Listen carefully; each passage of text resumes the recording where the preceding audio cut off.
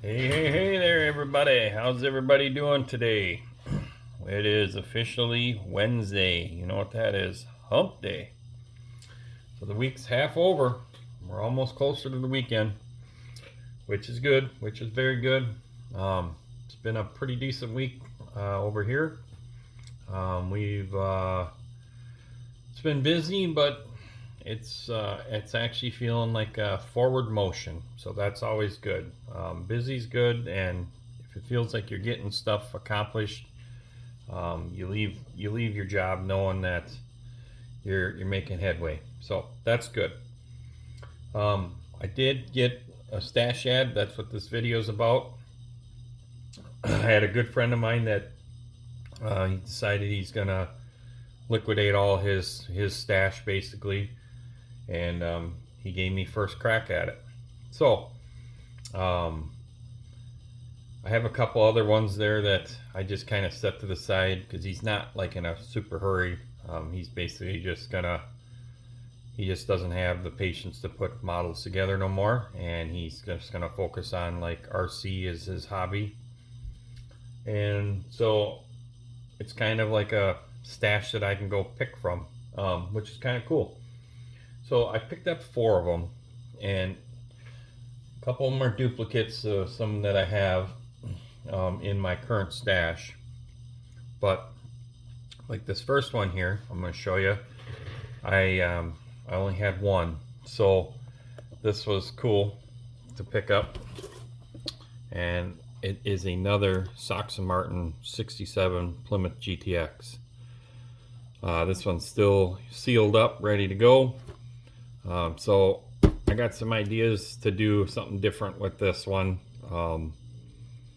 other than box art. The first one that I bought, I'm gonna do is the box art. So I have a 67 GTX as a Sox and Martin colors. I do have the 1/18th scale die cast of these downstairs on my TV stand. So excited to get that. It's a Revell kit. Looks pretty detailed. So it should be a pretty decent kit. The motor looks like it's got some pretty good detail in it. Yeah. So that's the first one. Second one here is means a lot to me too, because these cars were also produced in Minnesota for a while. The Larry Morgan's super clean Olds Pro Stock car. This is basically the same kit as the Warren Johnson kit, or the Jigs kit, and it's got all the super clean sponsors and stickers and stuff. This kit's in really good shape. Even the stickers are in good shape. The box is starting. They must have used some cheap glue back then, because the box is starting to come unglued, but nonetheless, it's all there. It's a good kit. Never started it. So I was kind of shocked when I seen it when I first opened it up. This was like the second thing that caught my eye. So first thing that caught my eye, of course, you all know, is Mopar stuff. So that was a score.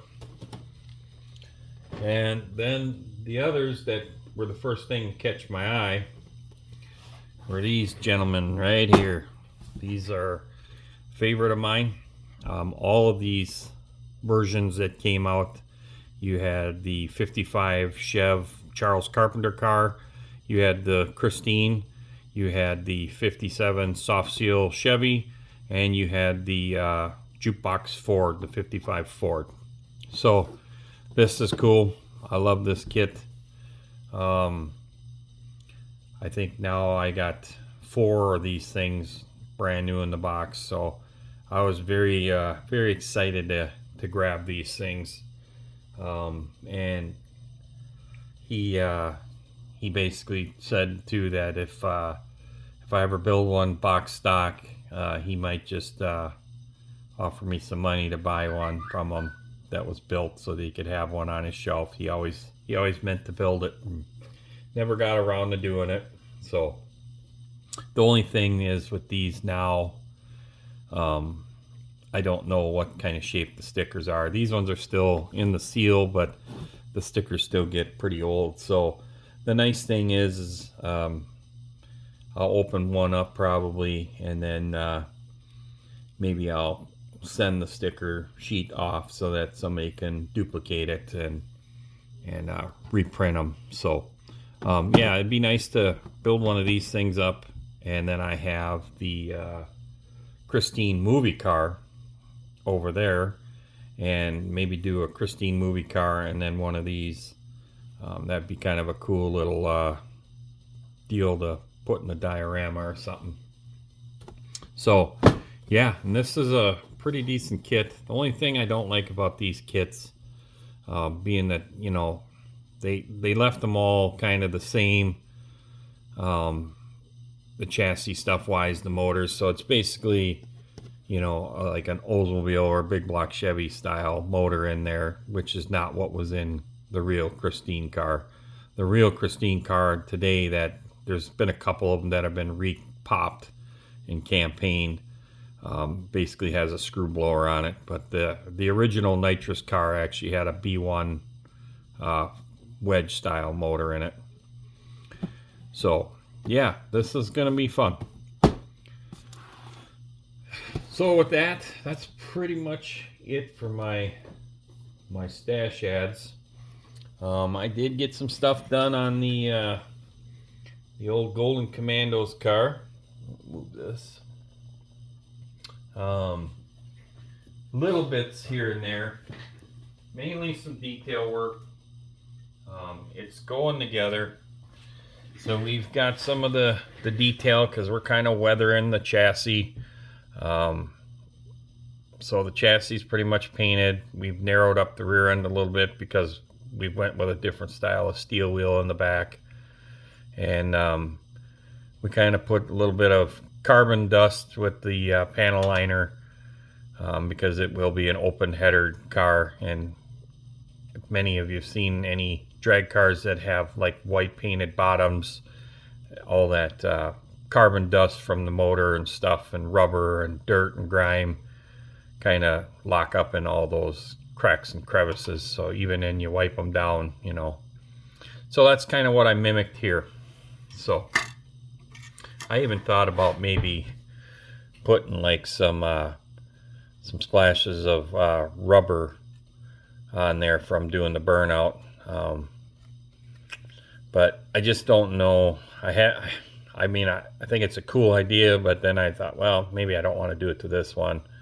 So I kind of had a couple different ideas. I even thought about, you know, doing somewhat like a dusty barn find too, but then I've talked myself out of that. So but I might put some scuffs in here, you know, like some rock chips or something in the wheel tub area, and then maybe a little bit there, but we'll see. I want to get the front suspension finished up tonight probably, and go forward. It's getting there. It's getting there. So I'm hopeful to have some more progress on that kit for you. As many of you know, it is my first Mobius kit, and it is going together pretty well, so I can't complain. So with that being said, I'm going to keep this a little bit short. I'm going to get some stuff done. It's kind of a late day today, with some projects and some meetings, and it's just good to be home and get to be out here and hang out. Grab this too. So got one of them. So got to get another one. I want to have a couple of them in the diorama. Also, I think what I'm going to do is use plastic wallboard for like the diorama. I know a lot of guys have used cardboard. I've seen people use foam. If you guys feel like commenting on there, things that you've used, products that you've used to kind of make walls and stuff that have worked out successful for you, feel free to share. I would greatly appreciate it. It's going to help me kind of get some ideas and finally just make a decision. At first I was thinking, you know, some thin plywood and stuff like that, but then if you had to move it, it's going to be extremely heavy. I want to kind of do like a garage shop scene, so I'm looking at something fairly decent size. But if I ever wanted to move it out of the shop here and put it in a house or something, I could do that. So let me know what you guys think. Let me know some of the products you've used for a diorama. As you see there, I got a lift. I'm gonna get another one, and I've printed off some like toolboxes and miscellaneous crap for diorama. I printed off some figurines already for a diorama, and I've kind of talked to a few people that kind of are really good at painting figures and stuff like that on some of the paints that they use and the colors and mixing and to get certain flesh tones. Obviously I'm building a garage, so I want to have some guys with like impact guns or body tools or stuff like that, maybe a welder. So I gotta, you know, chop their arms off and then reattach the arms to where they're actually working on the car. So that'll be cool. I think it's gonna be cool. Get some cool detail in there and go from there. I did watch Grandpa Mark's channel a bit, and he's always got figurines in there, which is really cool. And he's kind of got a nice garage too that he's been kind of putzing with. So I'm getting ideas. I just need to start making some decisions on what those ideas are, because once it gets really nice and warm outside, then if I do decide to use plywood and stuff like that, then my shed that has all the tractor shit and stuff like that has some of my wood equipment in there. So it's kind of buried right now, and I'd rather, if I'm gonna buzz sheet metal on the table saw or any of that stuff, I want to do it outside and enjoy the weather and cut wood and then not have all the sawdust inside. So anyhow, I'm done rambling. I hope everybody's having a great Wednesday. Like I said before, hit the like button, hit the subscribe. I greatly appreciate that. If you don't like it, hit the dislike button. That's cool too. It's America. Freedom of speech, baby. Two people had replied back to me on my community thing about the shop cards. Please email me your information, and I will get those shop cards out. One gentleman said that he never got it from before. I don't have your Mason. I don't have your information anymore. So please send me an email so that we keep your information private, and I will get those shop cards out to you.